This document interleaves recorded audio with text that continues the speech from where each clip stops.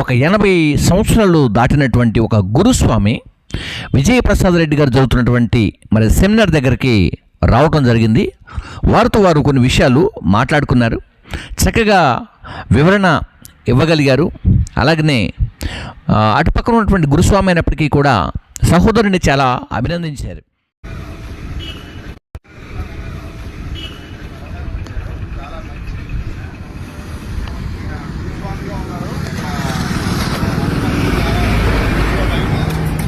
Actually వీళ్ళు నాకు నచ్చింది ఏంటంటే మనం అందరం భారతీయులం, కలిసిమెలిసి ఉండాలి, సర్వమత సమ్మేళనం, సర్వమత సమానత్వం అన్నట్టుగా, అంటే అందరూ అన్నదమ్ముల్లాగా ఒకరి మతాన్ని మరొకరు గౌరవించుకోవాలి, ఒకరి మతంలో ఉన్న విషయాలు మరొకరు నేర్చుకోవాలనే సదుద్దేశంతో స్వామి గారు ఈరోజు రావడం, నన్ను ఆహ్వానించడం జరిగింది.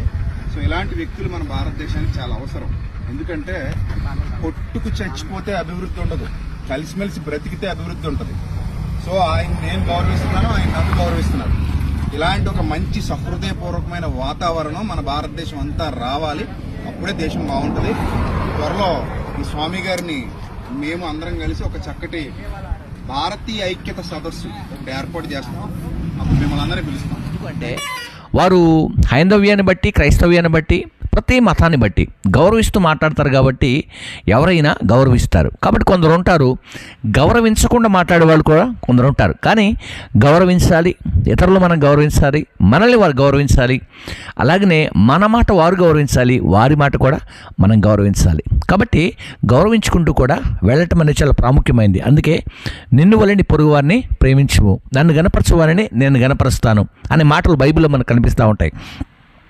కాబట్టి విజయప్రసాద్ రెడ్డి గారు మరి ఏర్పాటు చేయబోతున్నటువంటి సెమినార్స్ జరగబోతుంది అతి త్వరలో. ఆ ప్రాంతానికి అనేకులు రాబోతున్నారు, దైవజనులు కూడా రాబోతున్నారు.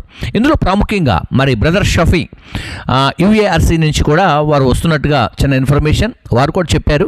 సో మోటివేషనల్ స్పీకర్గా ఉన్నాడు కాబట్టి కొన్ని విషయాలు వారు కూడా మాట్లాడడానికి కూడా వస్తున్నారు. ఒకప్పుడు క్రైస్తవ్యాన్ని వ్యతిరేకించిన వ్యక్తి, ఒకప్పుడు క్రైస్తవం పైన యేసుక్రీస్తు వారి సిలువలో మరణించలేదని బోధించిన వ్యక్తి ఈ రోజున నిజంగా తనలో మార్పు, అలాగే బ్రదర్ సిరాజ్ కూడా మనసులో మార్పు, ఇవన్నీ రావటం ద్వారా అనేకమైనటువంటి అద్భుత కార్యములు అన్ని సమాజంలో వెళ్ళగలుగుతున్నారు. కాబట్టి వారందరూ కూడా వస్తున్నారు.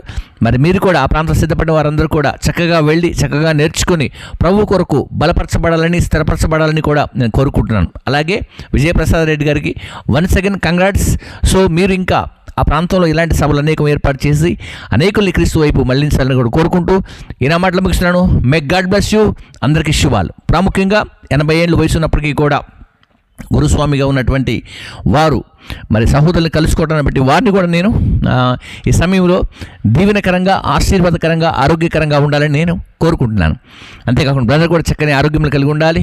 కాబట్టి ఆ ప్రాంతంలో మీ అందరూ కూడా రండి, అద్భుతమైన ఈ యొక్క మీటింగ్స్ను జయప్రదం జరిగించండి, నేర్చుకోండి, సకల ప్రజలకు ఆశీర్వాదకరంగా మార్చబడండి. శుభాలు.